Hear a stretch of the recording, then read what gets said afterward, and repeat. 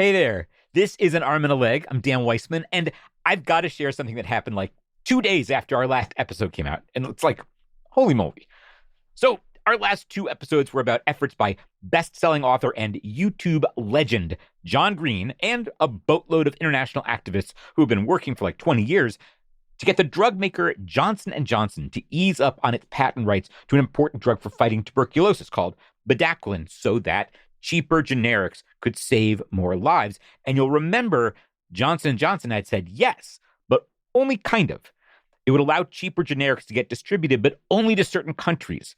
Here's John Green on YouTube picking up the story a couple days after our episode came out. Many countries, including Ukraine and South Africa and tons of others, were left out of that deal. And so it always felt like a little bit of a win, but a compromise win. So groups like Doctors Without Borders and Partners in Health kept pushing for more, for Johnson & Johnson to agree to not enforce its remaining patents on the drug in any low and middle income countries. And I've always been like, well, I mean, that's probably not going to happen, but it just happened. Yeah.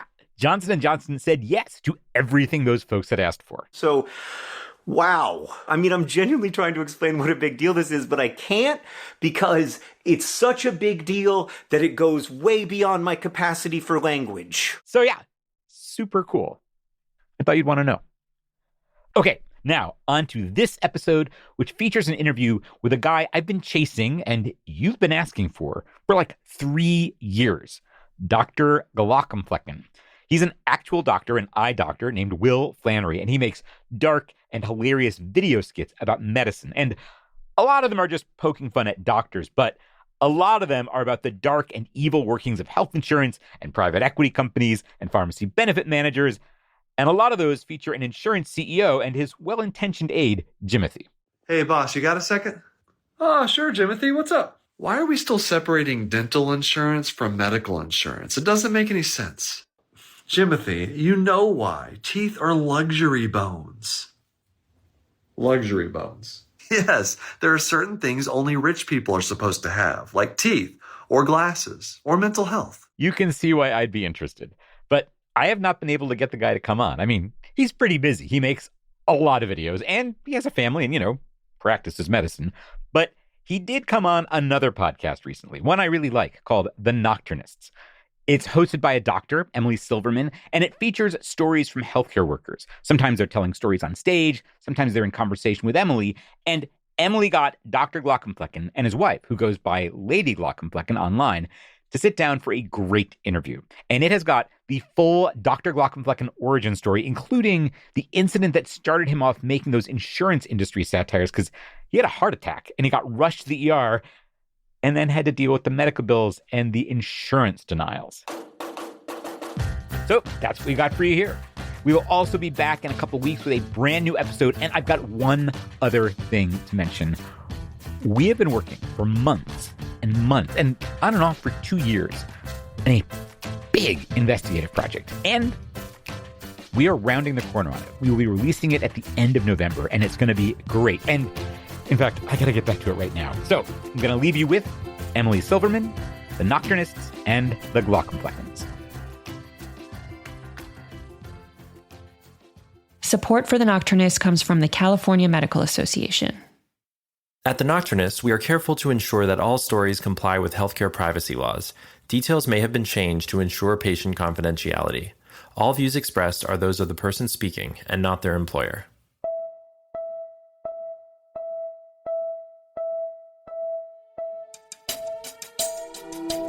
You're listening to the Nocturnist Conversations. I'm Emily Silverman. In medicine, we tend to take ourselves pretty seriously. Between the long hours, difficult decisions, and huge responsibilities we take on as clinicians, you can see why that might be. But sometimes, a comedic voice comes along and quenches that thirst we all secretly have to poke fun at ourselves, to poke fun at each other, and even more courageously, to poke fun at the institutions and systems that we operate within. Oscar Wilde once said, "Comedy is the highest form of intelligence." And I've always felt that to be so true, given how sensitive and observational comedians have to be, not to mention the skill that they have with words and emotion and timing. By that measure, today's guests are definitely some of the most intelligent people in the world. I am thrilled to be hosting Dr. Will Flanary, better known as Dr. Glaucomflecken, whose online medical comedy shorts have reached an audience of over 3.5 million viewers. I'm also here today with his wife, Kristin, whose stage name is Lady Glaucomflecken. Together, they host a podcast called Knock Knock Hi, which brings together healthcare and satire for both medical and lay audiences. In my conversation with Will and Kristin, we discuss how they got started in comedy, the unexpected twists and turns of their career paths, both as individuals and as a couple, and the harrowing experience of Will's cardiac arrest just a few years ago, which caused them to see the dysfunction of the healthcare system firsthand, and then inspired them to inject more policy critiques into their comedy. But before we dive in, check out this audio clip from one of Dr. Glaucomflecken's sketch comedy videos. United Prior Authorizations, how can I help you today? Hi, yeah, I'm trying to get a brain MRI approved for a patient. Oh, I'm sorry, we're not going to be able to do that. What? I haven't even told you about the patient yet. Well, we always say that at the beginning of every prior authorization, hoping that you'll give up immediately.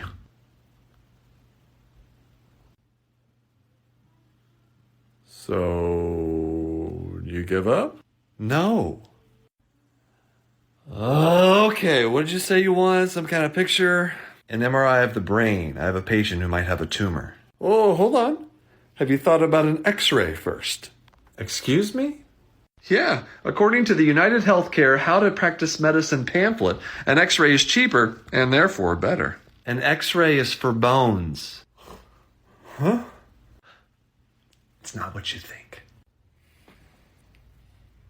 There are no bones in the brain and we need an MRI. Have you explored other diagnostic modalities like palpation? You can't palpate a brain tumor. It's surrounded by a skull. Huh. I thought you said there were no bones in the brain. We're not going to get very far if you're not honest with me. Listen, the patient has headaches and hemiparesis. Well, why didn't you say so? Okay, thank you. Now we're getting some. We'll need 6 weeks of PT before we can approve an MRI. What? You never know. Maybe some leg lifts will improve the paralysis.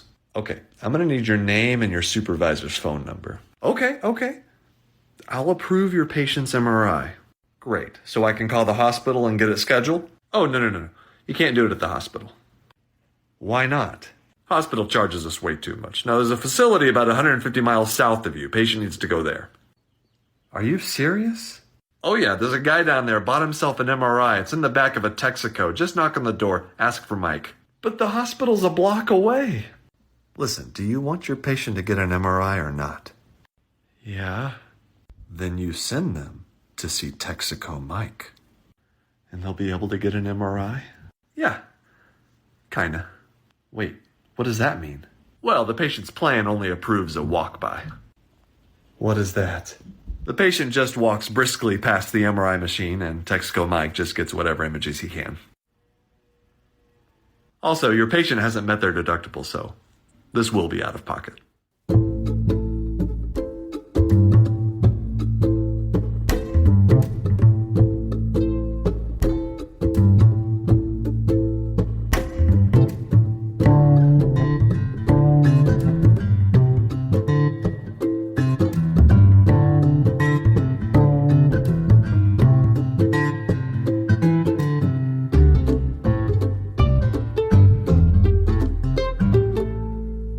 Sitting here with Will and Kristin Flanary, also known as Dr. Glaucomflecken and Lady Glaucomflecken.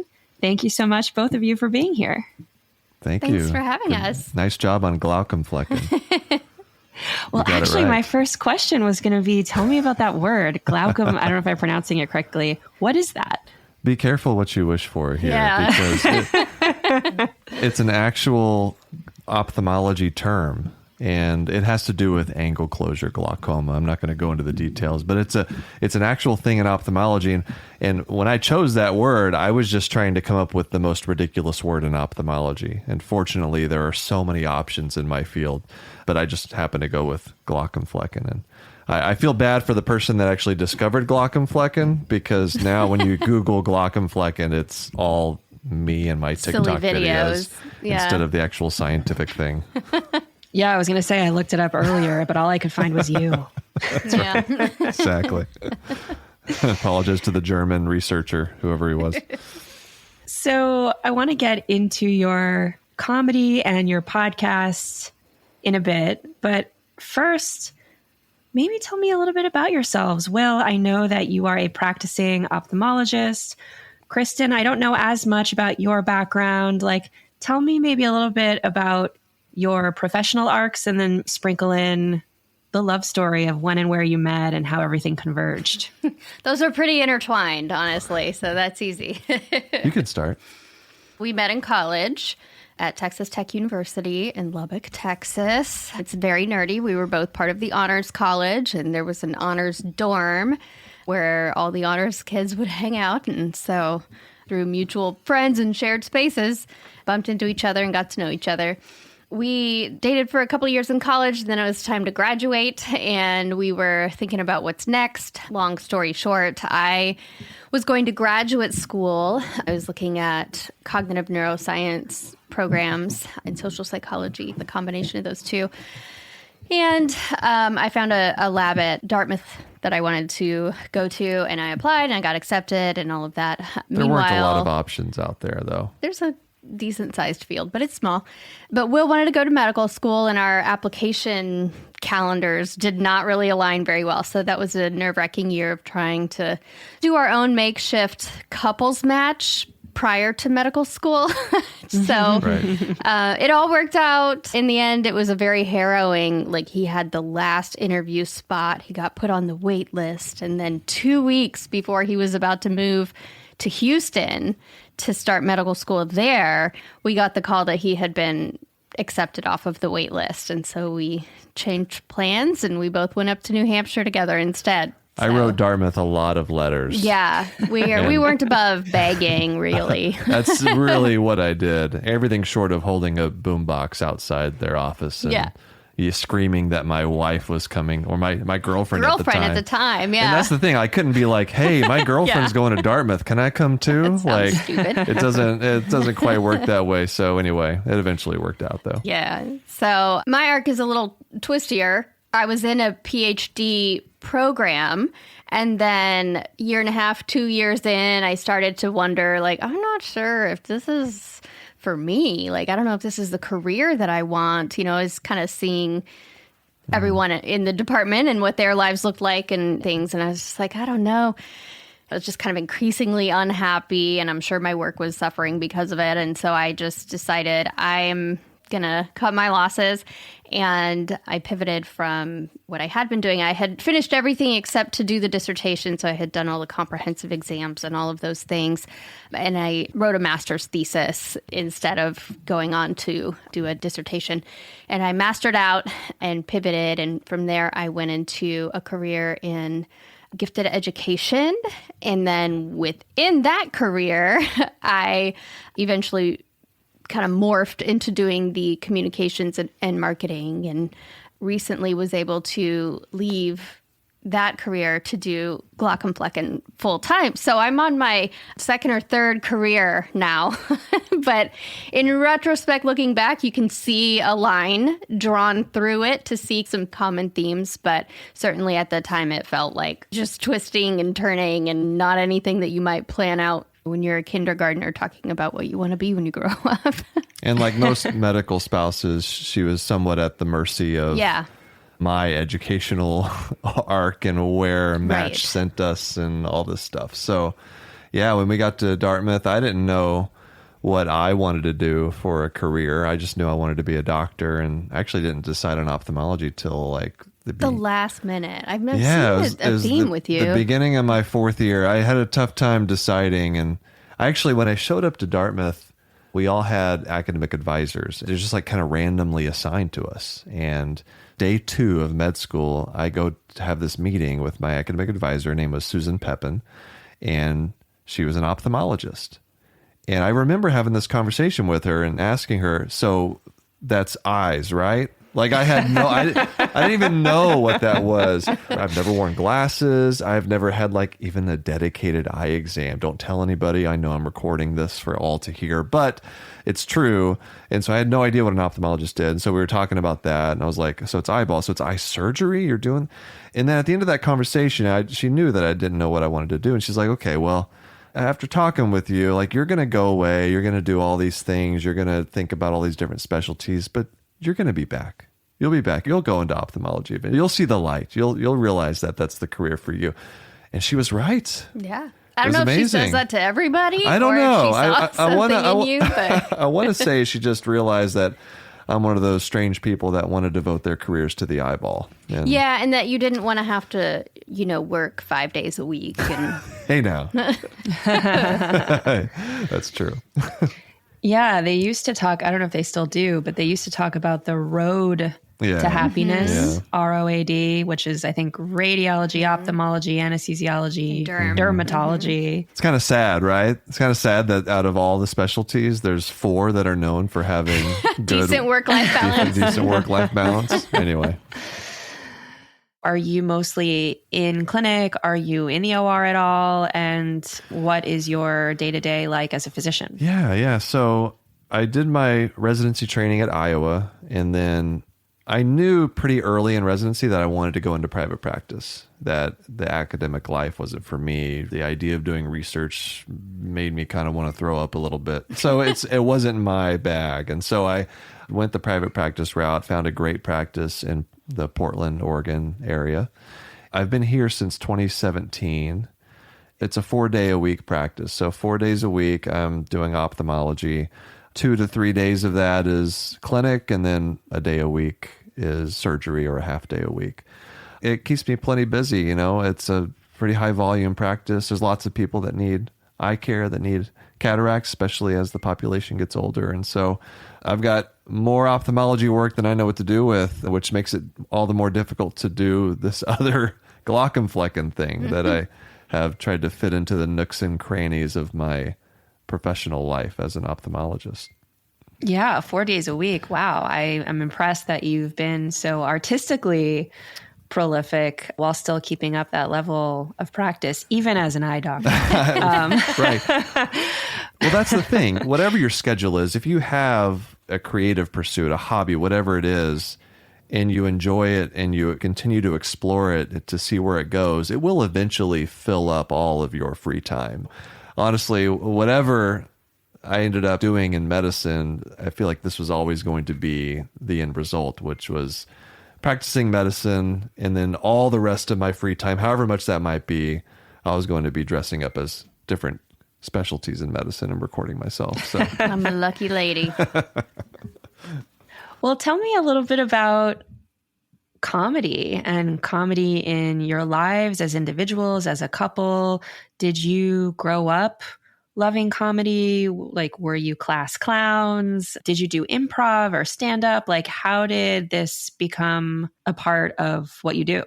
I've always been a class clown. I loved making my friends laugh, kind of known for that. When I was in 6th grade, I was in the gifted education track, in like junior high and everything. And that's what my mom taught at the school that I went to.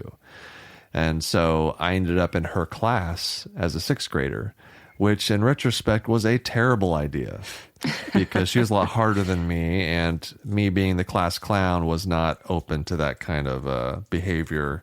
And so that was the first time my comedy kind of, I butted heads with someone, and it just happened to be my mom. She wrote him up. She gave him like a disciplinary report and made him take it home to have his dad sign it. Exactly. So early on. Wait, what was the joke that you got in trouble for? Do you remember? I don't know. It was probably just being a jerk. I was more into physical comedy back then. Yeah, I didn't have He was a 6th grade boy with his mom as a teacher, so you can imagine. Who knows what I was doing? Whatever it took to get a laugh out of my friends. But early on, that was a big part of my life, making people laugh. And so when I got into high school, a friend of mine, who's the best man at my wedding, is someone I really look up to. He was doing stand-up comedy. Very funny guy. And he was a senior. I was a junior in high school. And he was like, hey, you should come with me. Check it out. And I was like, oh, that sounds fun. I'd never been in a comedy club before. He was 18, I was 17, so I couldn't be in the comedy club past like 9 o'clock at night. I guess that was the rule or whatever. So I would go to these open mics with him. This is in Houston, Texas, at the Laugh Stop, which is no longer around, unfortunately, but famous comedy club on the comedy circuit. I was going to these open mics and doing like 5-minute sets. You'd put our name on the list and do a 5-minute set to the 5 or 6 people who were at a comedy club at like 6 o'clock in the early evening on a Wednesday, it's, but it was, for me, it was good crowd. Exactly. Yeah. Great crowd. And it's all other comics too, which is like the worst crowd because everyone's judging you. And so it was really more just being in that atmosphere and being around other funny people and riffing off of each other and running jokes by each other and writing together. And all of that was just intoxicating. It was just so much fun. And eventually I had to decide, do I want to do this as a career? Because I had a little talent. Like I could tell that although I didn't always make people laugh on stage, there was something there. And I recognized that. But in the end, I looked around at everybody, all these people in their 30s, 40s, 50s, like still trying to make it in comedy. And I realized that this is going to be a really long, hard road. So I decided to go the much easier route of becoming a doctor. And decided comedy was it was going to be my hobby. It's going to be the thing that I just kept doing creatively because that was very important. And so I graduated high school, went on to college, kept doing stand-up in different venues, going to, talent shows. There wasn't much in Lubbock, Texas. It's like West Texas. So there wasn't a lot of opportunities. Yeah, it was just like whatever was on I the found campus. them. I wrote for like a satire newsletter. Yeah. Briefly there. So I found ways to really exercise that comedic muscle. And did you get to see him do a lot of stand-up, Kristin? Yeah, I would go if he had open mics and things like that. And of course, if he wrote something, I would read that. But his comedy was a lot different back then. It was not medical themed at all. Yeah, I was going to say, Yeah. what was the material? I'm just curious. I remember a lot of Irish jokes. Yeah, it was kind of my background, my family. Yeah. I don't know, college. I I would think probably, your mom featured in some jokes. I would, if I went It's a back, recurring theme. Yeah. I don't remember a lot of my material, honestly. If I went back and heard the things I was saying, it would probably be maximum cringe, I would imagine. Probably. I mean, it was Just a because- long time ago. Just because it's not, you're a different person. I was like, You've had a lot of 15, practice 20 since years then. ago now. So Yeah. it wasn't until I got to med school when I was studying the Krebs cycle all day and writing jokes about that I started to explore the medical comedy a little bit more. That was a little bit rough going, trying to translate that to a general audience at like a comedy club. But it was also a lot of fun because it was this new area I was exploring. I was learning so much in med school and then trying to translate that into something Yeah, funny. it was also kind of the first foray into some of the darker comedy because he also got his first cancer diagnosis. He had testicular cancer during medical school, and I remember a set that you wrote just about that. So he went to this comedy club, or I don't even know if it was a comedy club, but some open mic somewhere, and was doing a set about having cancer, and I remember people kind of like not being sure, is it okay to laugh? Like that joke was funny, but it's about cancer. Can we laugh at that? So that's the first one I really remember. It was medical and it was a little bit, pushing the envelope. And looking back, that's kind of, I think, the beginning of the style of humor that you use now. Yeah.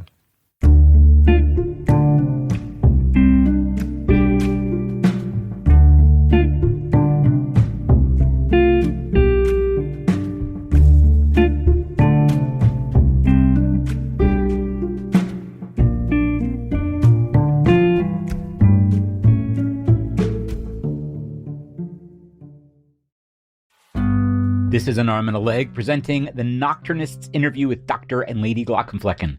Our show is produced in partnership with KFF Health News. That's a nonprofit newsroom covering healthcare in America. Their journalism is absolutely tops. You can check it out at kffhealthnews.org. All right, back to the Nocturnists and the Glaucomfleckens. I'm trying to remember when I first came across you and your work. I feel like it's been several years, I want to say, that I've been following you on social media. That's where I first came across your comedy. And correct me if I'm wrong, but I think it started more as tweets. Like I remember there were these really witty, biting tweets. And I always wondered, because you had the pseudonym, it was Dr. Glaucomflecken. It didn't say your real name or like where you were located or anything. And I was like, who is this hilarious anonymous eye doctor that is tweeting this like hilarious shit on social media? And then later the videos came. Yeah. And I remember it's like, oh, that's him. Like now I get to see his face. And so that's how it was experienced by me as an audience member, as a fan, is like sort of that evolution over time. But I'm curious what it was like on the inside. Like, did it start online? Well, it did. So the second time I was diagnosed with cancer, I was in residency.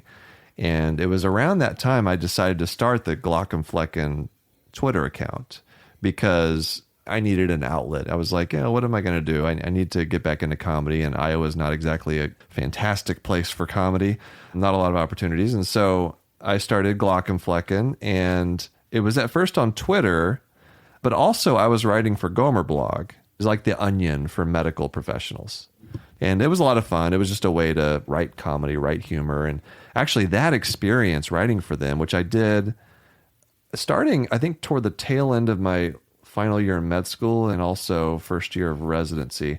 It was great for me because it forced me to start thinking about other specialties outside of ophthalmology. Because I was writing all these articles about cardiology and nephrology and surgery and everything. And so I was able to translate that pretty well into Twitter, because I wasn't just writing ophthalmology jokes. I started doing that and had a robust audience of about 10 people.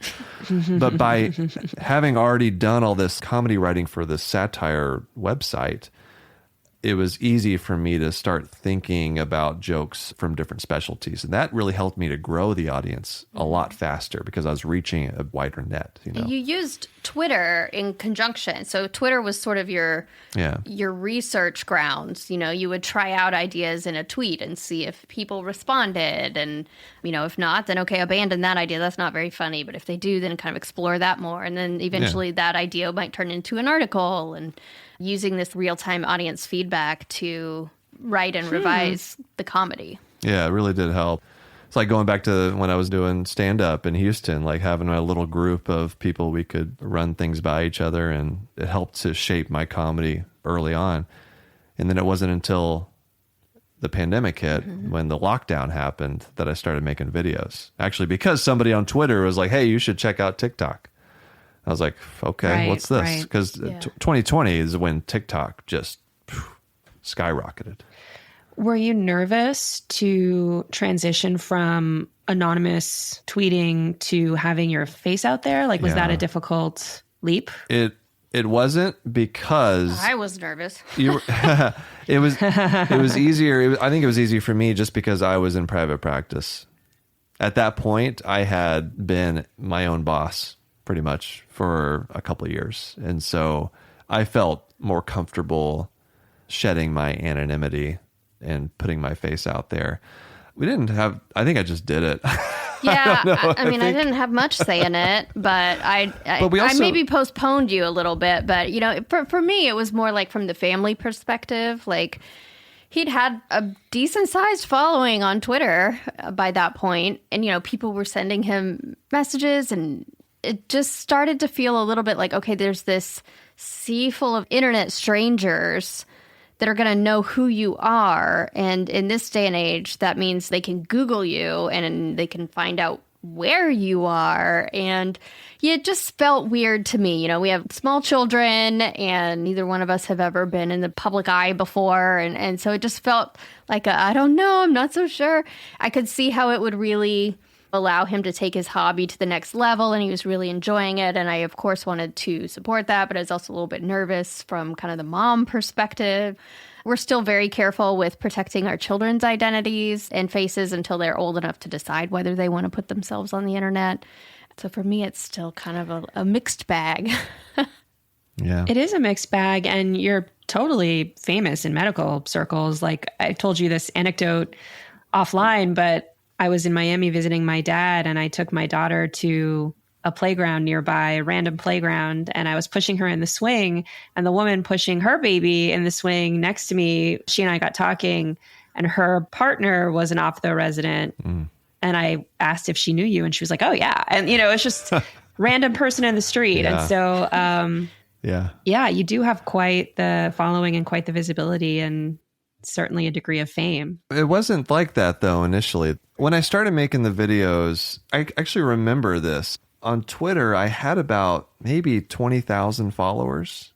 It was a pretty good following, but it wasn't that enormous of a platform. Certainly not what it is now. No. Yeah. And so You have 2 million followers on TikTok. Is that on right? TikTok, a little over 2 I think million. it's like, I was just looking this up. I think it was like 3.5 million across channels right now. Yeah.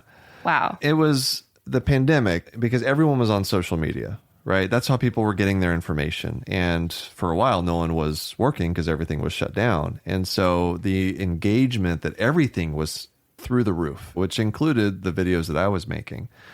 I feel like I came along at the right time for a number of reasons. One, just the circumstances, the pandemic, and the exposure that content on social media was getting at that time, but also people in healthcare, I think, needed something to laugh at. They needed whatever. It doesn't matter what it was. They just needed something to help relieve some of the stress from the horrible things that were happening in the world. Let's talk a little bit about the types of videos that you make, like different topics and themes, because there are some buckets, I would say. You can almost sort the videos into different buckets. Obviously, there's the initial jokes you were doing, which were more eye focused and talking about the way that you hate, what is it, Visine or something like Yes, that. it's awful. We don't say that word here. Yeah, make sure you bleep that out. Yeah. The Visine. It's like It's like Voldemort. Voldemort. It's the other V word. Yes. So there's like the eye jokes. And then, as you said, that broadened to include all the different medical specialties. And if we have time, I'd love to talk a little bit about that, because you just capture the essence of the different specialties so beautifully, like the nerdiness of the neurologist, the adrenaline junkiness of the emergency medicine doctor, and the family medicine doctor whose glasses are always crooked because they're so overwhelmed and just drowning in work. Yeah. And so it's almost like the different colors or different flavors of the profession and satirizing that. And then there's a step further where you start to get into critiques of how hospitals and systems treat their clinicians. And there's a hilarious video that you have called Happy Doctors Day, where somebody hears an overhead announcement that it's time to go get their gift for Doctors Day, and they show up to get the gift, and it's just somebody who looks at them and says, thank you, and that's it. And then there's a step further where you branch out and do more critiques of the healthcare system in general and how it impacts patients. So you have comedic content about prior authorization, about pharmacy benefit managers, about these really almost in the weeds health policy topics. They're hilarious, And so- right? Everybody thinks those are funny. Those topics, yeah, exactly. Well, they are hilarious when you talk about them. Those are some of the buckets in my mind when I think about what you do and your content. I'm wondering if you can speak to that and maybe the evolution of that and what you choose to make fun of. All the character stuff, all the specialty specific stuff came first. And I would take a lot of times they were tweets that I would see. I'd follow people in different specialties and I'd just pay attention to what they were talking about on social media. And so I'd see somebody airing some grievance about admitting a patient to the ICU, trying to admit a patient from the emergency department. And I'd be like, oh, I think I can make a skit about that. And so I would get my ideas that way. The characters just kind of evolved naturally. I didn't set out to like create this whole hospital full of characters, but I'd have one skit where the emergency physician was leaving work and he was putting on his bike helmet. I was like, well, why doesn't he just always wear a bike helmet? That could be funny. And so they just kind of like evolved. And plus, it's only me playing all these. Like I had to make them unique in some way, right? It's just, otherwise it's just my face and people will get confused about who is who. And I didn't want to keep introducing every character every video. So I wanted to have some kind of physical characteristic that allowed people to just know, okay, the family medicine physician is talking because he can't put his glasses on straight because he's too overworked. And so that's kind of how the characters themselves evolved. the critique of the healthcare system and administration, insurance companies, academic publishing, private equity, all these big things that are impacting medicine in different ways really started when I had my cardiac arrest and we started dealing with the healthcare system from a different perspective, having to struggle with the billing and Surprise billing. yeah, And just the health insurance companies. And so that was the origin of that. And I started to realize as I was tweeting about health insurance at first, whenever I recovered from the cardiac arrest, and started making a couple of videos, the response I was getting from people, not just in healthcare, but the general public, the thousands and thousands of comments that were coming in on a video about prior authorization. It told me that this is a thing, that I'm tapping into a raw nerve here for everybody. I remember when you had your cardiac arrest. Me too. Because, well, I know you remember, Kristin, and I want to hear from you about this in a moment because I know this is an incredibly important story for your family. But on my end, I remember not seeing you on Twitter for a while and kind of wondering, like, where is he? And then you came back and you said, hey, everybody, I'm back. I had a cardiac arrest. And I think that was around the time, Kristin, when you opened a Twitter handle maybe, or that's when I started hearing a bit from you on social media as well. And kind of you were brought on stage in a way that you hadn't previously. So maybe you can tell us a bit, I mean, A, just about the cardiac arrest, because the story is tremendous.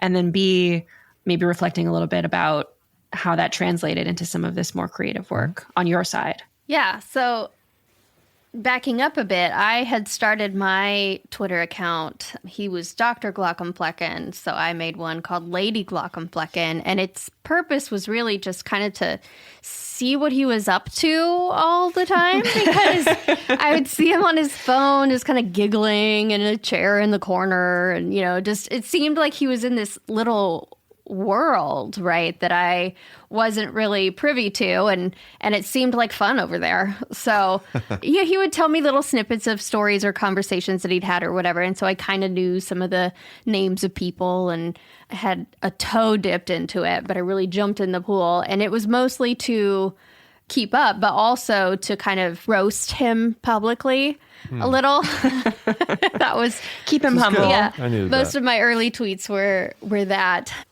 So I had been on Twitter and been somewhat active for a while before the cardiac arrest, maybe a year or something. When he had the cardiac arrest, then I was kind of a source of information for everyone.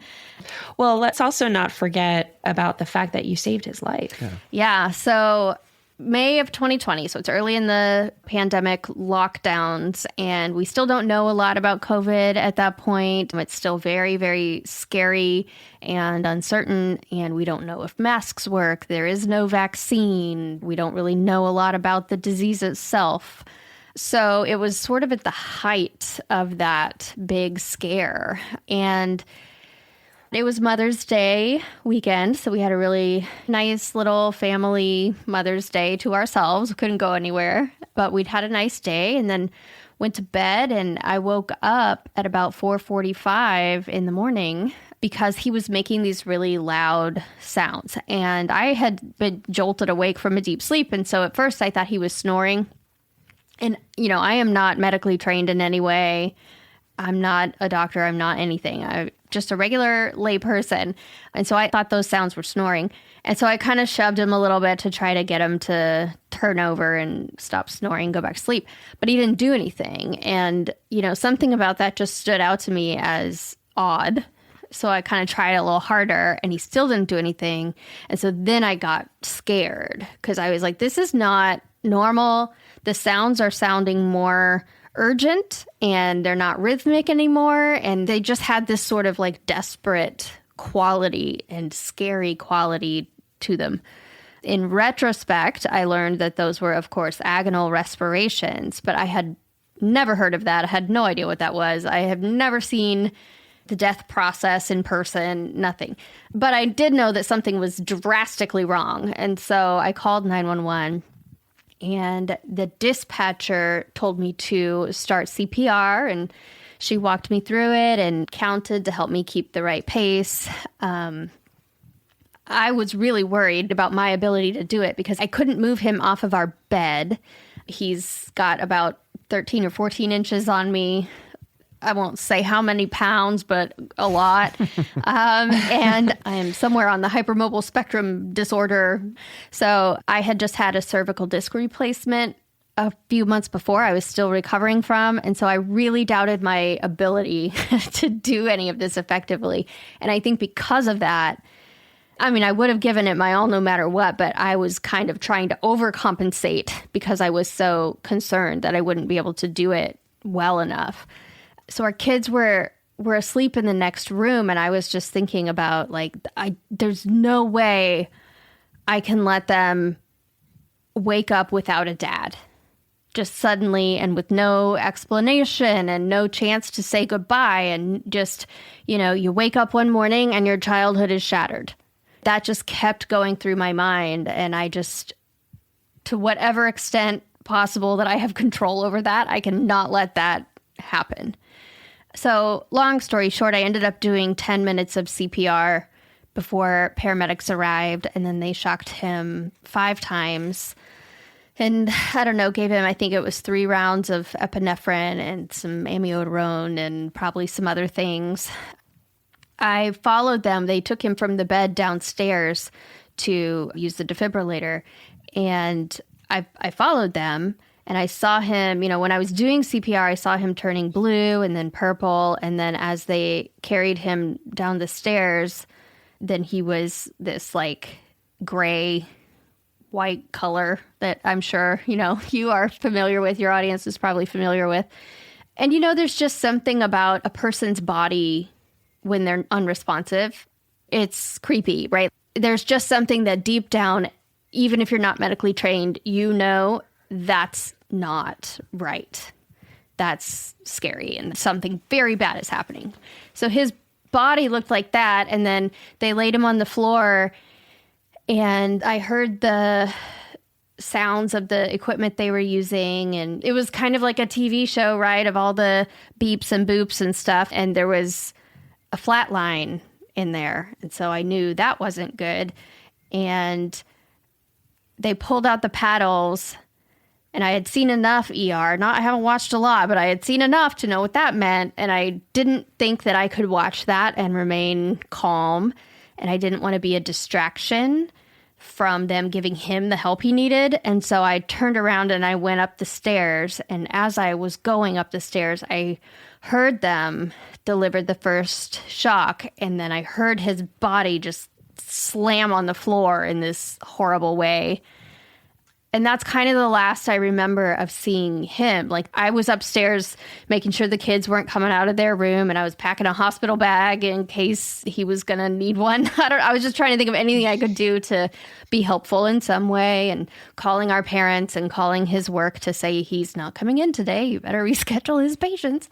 And then they took him to the emergency room in an ambulance, and I was allowed to follow, but I was only allowed in as an end-of-life case. But I found out it was an end-of-life case by seeing that written on the door, because there were 3 reasons why someone could come in, and the other 2 didn't apply to me at all. That was the only one. This is COVID restrictions. COVID restrictions, yes.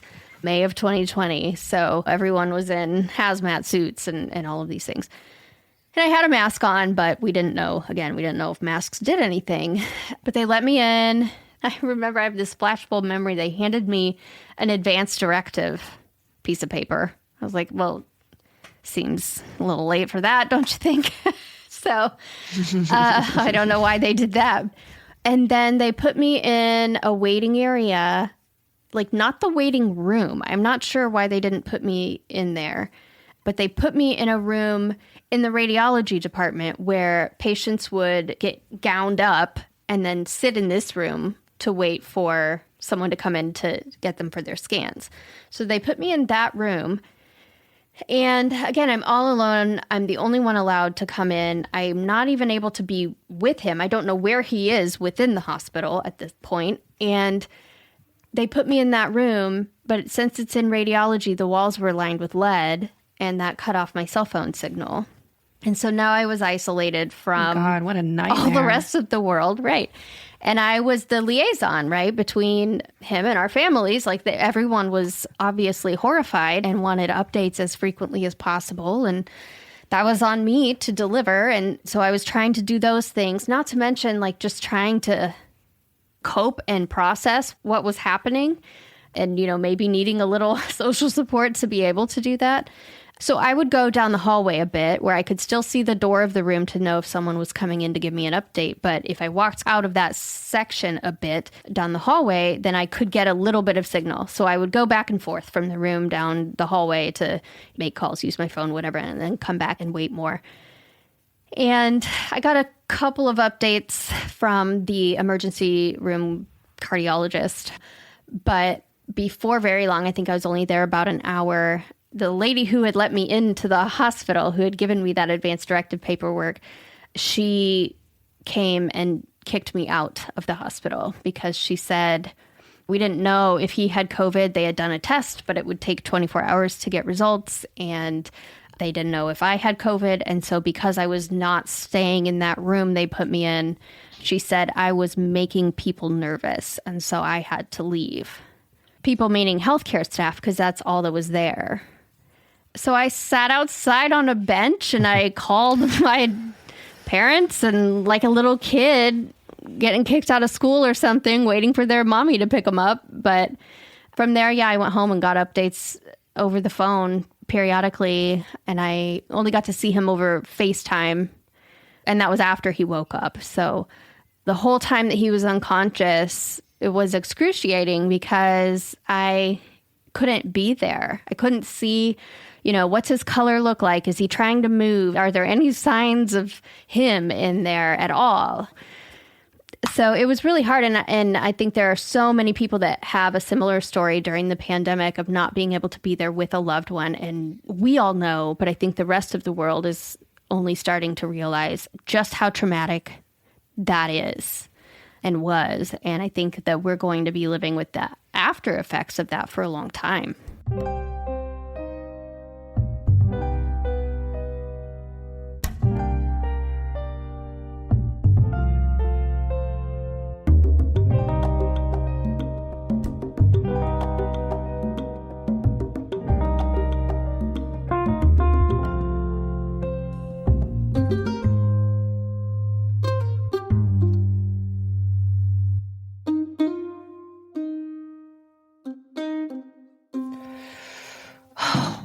It's just such a story. It's so incredible. I mean, thank God. Yeah, it all turned out okay in the end, so that's good.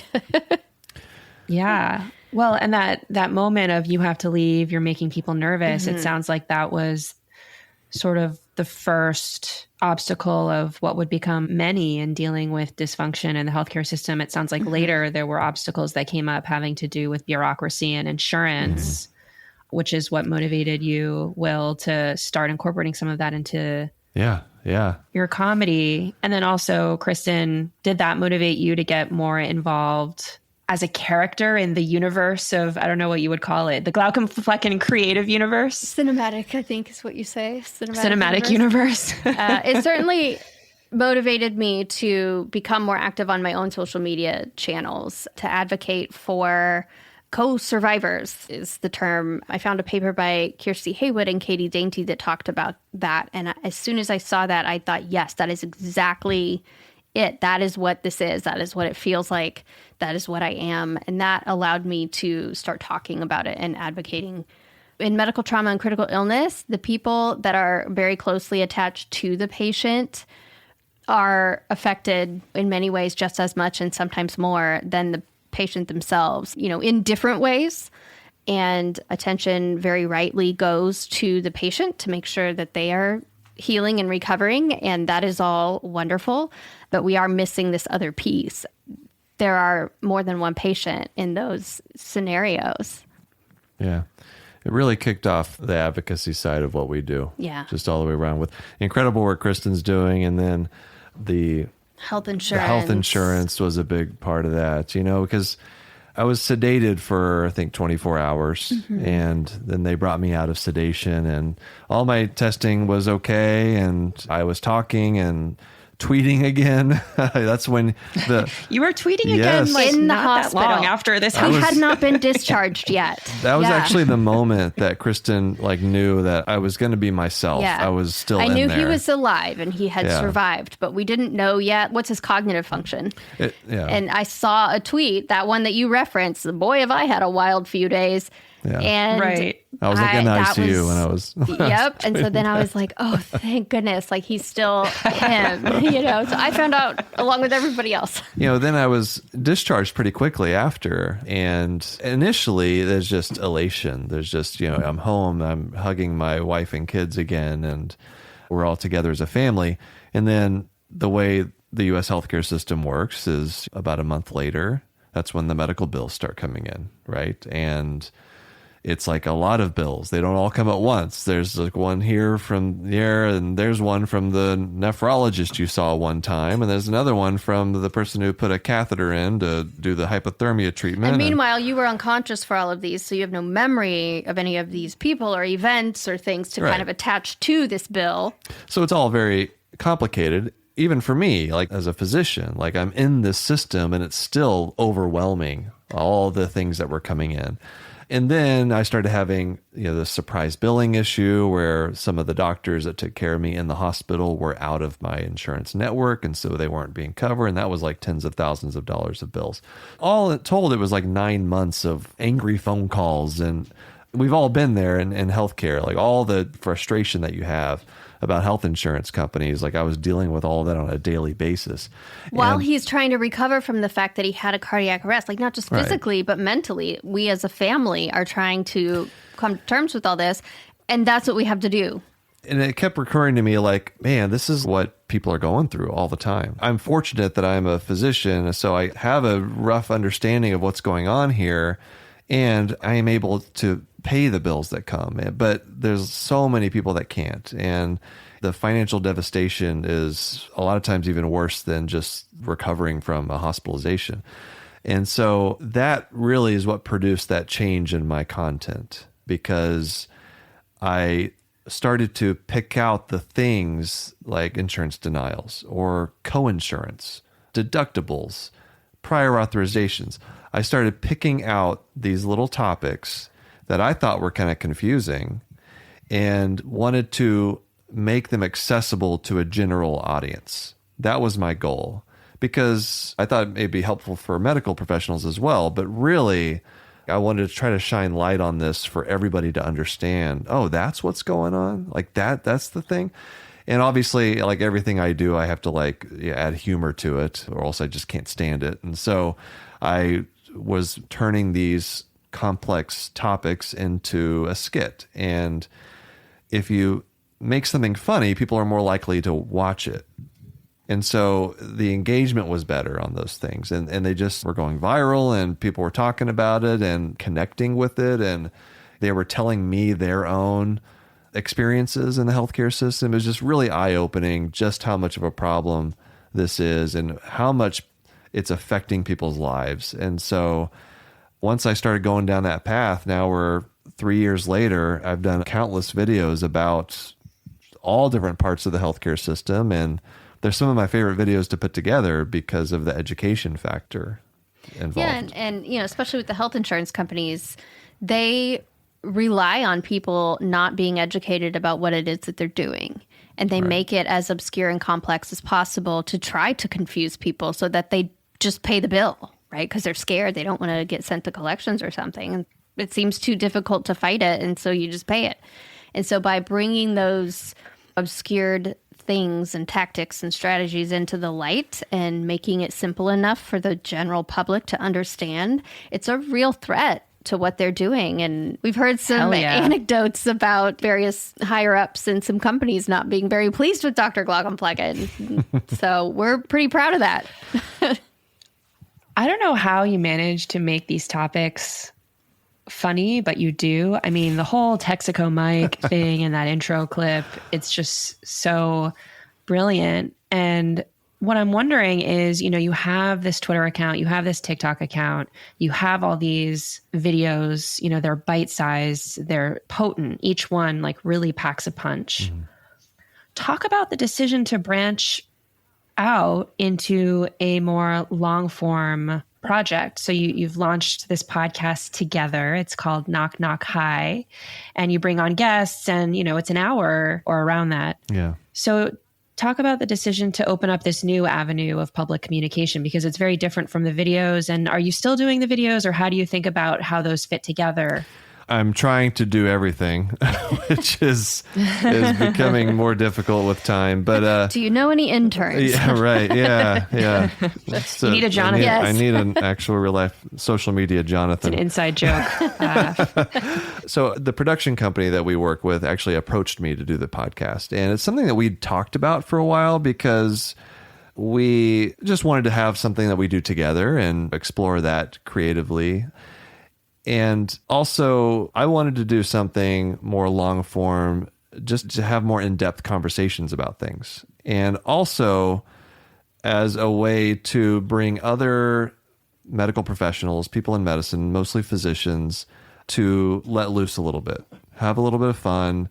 Because I think that's something that's missing, that's been missing for a long time, is the ability for physicians to laugh at themselves, to talk about some of the outrageous, funny, at times difficult, embarrassing things that happen through the course of a medical career, just to show a more human side to the people that work in healthcare. And so the podcast really has that goal in mind, to just show that side of us that we all know is there, but I think sometimes the public doesn't know it's there, and I think they need to see it. And I love doing it with Kristin because she has a very important non-medical perspective on things. And also, we like to give each other shit from time to time. So that works well on a podcast. And that's how our relationship started, yeah, really. It was kind exactly. of witty banter on AOL back in the day, Instant Messenger. Shout out AOL Instant Messenger. Yeah. It's a deep cut. I know. Sure. So the podcast feels a lot like that, kind of circling back to that time. It's a lot of fun. Yeah.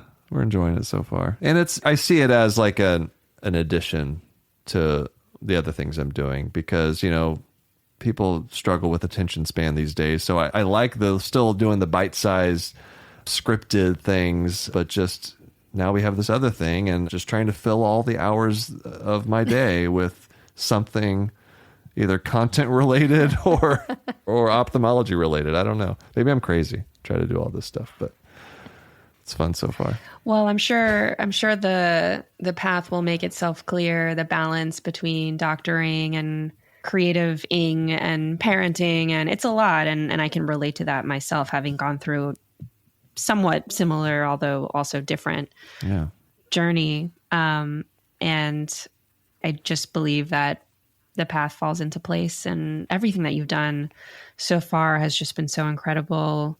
Such an important voice in our community. And as we're rounding to a close, I guess maybe the question I'll leave you with is, what are your hopes for the future in an ideal world? And again, not to be like too interviewy, like where do you see yourself in 5 years, but just creatively, whether it's creatively / artistically or more in that advocacy realm, where do you see yourselves evolving together in this whole medical comedy career trajectory? That's now become a joint trajectory, which is so cool, by the way. Yeah. There's no roadmap for what we're doing. There's not. I like the advocacy road that we're on. I've struggled for a while now doing all this stuff about health insurance, having this existential question hanging over my head. What good is any of this doing? Is it really having an impact? Because, I'm presenting all these problems and trying to shine light on some of the issues, but where are the solutions? What's to come from all of this? And I don't have all the solutions. I hope, to your question about where do you want this to go, hopefully the solutions come either from me or from others who maybe get inspired by some of the content that we do together. I think the first step is you have to know what the problem is before you know what you're trying to solve. So hopefully we can be helpful in defining the problems. And that's the thing. It's not just one video, right, that's going to make a difference.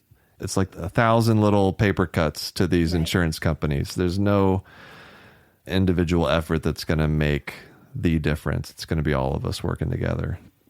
And I think tools like humor and storytelling and writing and podcasting and these more creative avenues, if you look throughout history, art plays a big role in creating cultural change and revolution. So, hopefully we can be a tiny drop in an ocean of other people working towards that goal too. I also need some new characters. I need a pulmonologist. I need a radiation oncologist. I get reminded regularly that I need a plastic surgeon. So I'm working on those too on a less important scale. Yeah. You have many, many tricks up your sleeves, and I can't wait to watch it all unfold. Like I said, I've been following your work for so long and following it in a very chronic way, to use a weirdly medical term. But again, I felt like I was there when you had your cardiac arrest. I was tracking it in real time on Twitter. And so in a way, I feel just really invested in you two as people and as creators. And I'm just really thrilled that you were able to come on the show today to chat with me, and I can't wait to see what you do next. And it's just so fun also to have both of you here, and it's a great energy. So thank you so much. Well, thank you for coming on. Thanks for having us. Yeah, it's been so fun. I have been speaking with Will and Kristin Flanary. They are Dr. Glaucomflecken and Lady Glaucomflecken. You can check out their content all over social media, all over the universe. We've got Twitter, we've got TikTok, we've got Instagram, we've got it all. And then if you would like to check out their amazing podcast, Knock Knock Hi, you can find that wherever fine podcasts are found.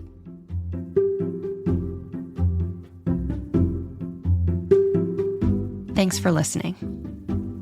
This episode of The Nocturnists was produced and edited by John Oliver and produced by Carly Besser. The Nocturnist executive producer is Allie Block, and our chief operating officer is Rebecca Groves. Our original theme music was composed by Joseph Monroe, and additional music comes from Blue Dot Sessions. The Nocturnist is made possible by the California Medical Association, a physician-led organization that works tirelessly to make sure that the doctor-patient relationship remains at the center of medicine. To learn more about the CMA, visit cmadocs.org. The Nocturnist is also sponsored by the California Healthcare Foundation and from donations from listeners like you. Thank you so much for supporting our work. If you enjoy the show, please help others find us by giving us a rating or review wherever you listen to podcasts.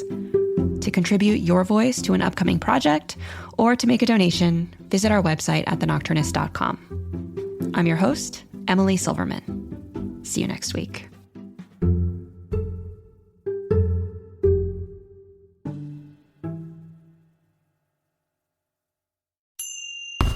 And thank you again to Emily and the Nocturnists for sharing that interview with us. This is An Arm and a Leg. Our show is produced by Emily Pizzacreta and me, Dan Weissman, and edited by Ellen Weiss. Daisy Rosario is our consulting managing producer. Adam Raimonda is our audio wizard. Our music is by Dave Weiner and Blue Dot Sessions. Gabrielle Healy is our managing editor for Audience. She edits the First Aid Kit newsletter. B. Bosco is our consulting director of operations. Sarah Balma is our operations manager. And An Arm and a Leg is produced in partnership with KFF Health News. That's a national newsroom producing in-depth journalism about healthcare in America and a core program at KFF, an independent source of health policy research, polling, and journalism. Zach Dyer is senior audio producer at KFF Health News. He's editorial liaison to this show. And thanks to the Institute for Nonprofit News for serving as our new fiscal sponsor, allowing us to accept tax-exempt donations. You can learn more about INN at inn.org.